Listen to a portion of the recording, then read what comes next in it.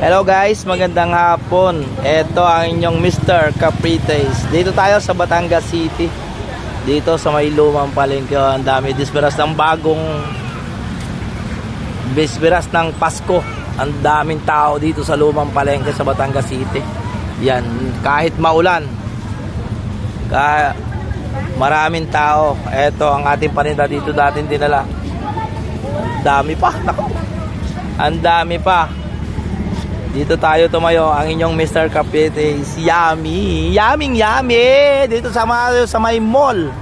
Sa Bay City Mall, ang Batangas City. Yan o, ang daming tao guys. Dito tayo. Magpaubos. Mabili na kayo, pwedeng utang. Dahil ngayon ay Pasko sa December, sa bagong taon ng bayad. Naku, inulala, kakaunti ng mangga. Yan. Ito ang inyong Mr. Caprites. Yan.